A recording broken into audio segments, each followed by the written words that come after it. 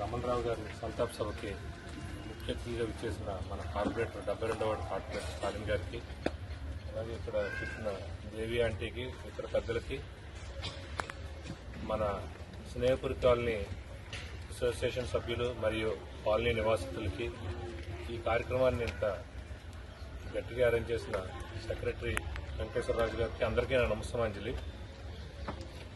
అంటే మనకి రమణరావు గారు మన దగ్గర నుంచి దూరం అయ్యి ఆల్మోస్ట్ 1 month 10 days అయింది. అయినా సరే ఇంకా అందరికీ గుర్తున్నది అన్నట్టు జరుగుతున్న కార్యక్రమం ఇది. సాధారణంగా ఒక మనిషి చనిపోతే 11వ రోజు అయిపోగానే ఆ తర్వాత ఎవరి పనులు వాళ్ళు ఉంటాం మనం.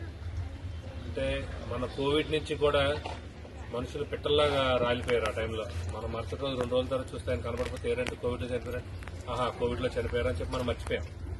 కానీ ఇక్కడున్న రమణరావు గారిని అలా కాదు, ఈ స్నేహపురి కాలనీ అవ్వచ్చు, లేదంటే ముఖ్యంగా కమ్యూనిస్టులు సిపిఎం, సిపిఐ, ఇంకా వేరే ఏదైతే ఉందో వీళ్ళందరూ కూడా చిరస్మరణీయులు. ఎందుకంటే మా ఫాదర్ కూడా కమ్యూనిస్టే, సత్యనారాయణ గారు అందరికీ తెలిసిందే.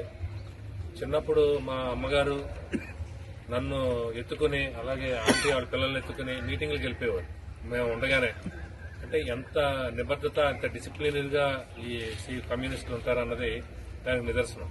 అంటే ఎండలోనే వీళ్ళతో పాటు మమ్మల్ని కూడా తీసుకెళ్లిపోయి ఆ మీటింగ్లకి అటెండ్ అవ్వడం, రావడం. ఇంకొకటి ఏంటంటే ఏ పార్టీలో అన్నా చూడొచ్చు, జంపింగ్స్ అంటారు, ఈ పార్టీ నుంచి ఆ పార్టీకి, ఆ పార్టీ నుంచి ఈ పార్టీలోకి వెళ్తారు. కానీ కమ్యూనిస్ట్ పార్టీలో అటువంటిది ఉండదు. అయితే కమ్యూనిస్ట్గా ఉంటారు, లేదంటే కామ్గా ఉంటారు. సో అటువంటి సీనియర్ నాయకులు రమణరావు గారు మనకి లేకపోవడం చాలా బాధాకరమైన విషయం.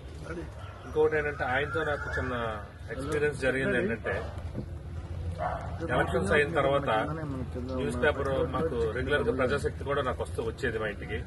మా నాన్నగారు కూడా కమ్యూనిస్ట్ కాబట్టి. తర్వాత పేపర్ నేను మాన్పించాను. ఇంకెందుకు మనకి ఎవరు సపోర్ట్ చేయలేనప్పుడు మాన్పించంటే అంకుల్ వచ్చారు ఇంటికి.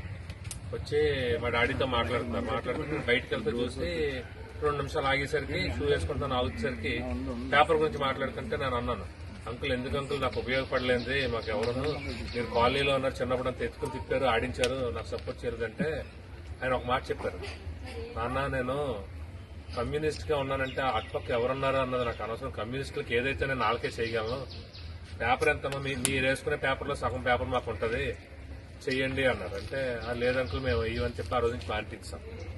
కానీ తర్వాత ఈ అంకుల్కి యాక్సిడెంట్ అయిన 2 days ముందు కూడా మళ్ళీ మా డాడీకి ఫోన్ చేశారట, అది నాకు తెలియదు, తర్వాత చెప్పారు. ఫోన్ చేసి ఇలాగ న్యూస్ పేపర్ వేసుకో సత్యనారాయణ మన అంతా కదా అంటే మా డాడీ చూద్దాంలే అనేసారు. ఆ తర్వాత 2 days తర్వాత ఇన్సిడెంట్ మా ఫాదర్ ఫోన్ చేశారు. మా ఫాదర్ రుషికొండలో ఉన్నారు.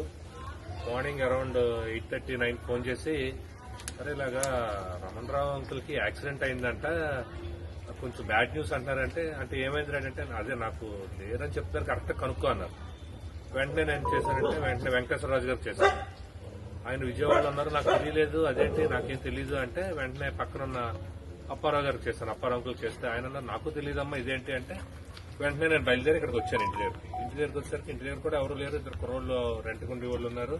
నెక్స్ట్ గౌరీ అని ఒక ఆవిడ ఉంది. ఏంటమ్మా అంటే ఇలాగ యాక్సిడెంట్ అయిందండి, తీసుకెళ్తున్నారు మధ్యదారులు ఇలాగ అన్నారంటే, అదే అసలు తెలియలేదు, ఎందుకు యాక్సిడెంట్ అయిందంటే న్యూస్ పేపర్ వేయడానికి వెళ్ళారని. న్యూస్ పేపర్ వేయడం ఏంటి అని అడిగాను కుర్రాళ్ళని, నాకు అప్పుడు తెలియదు.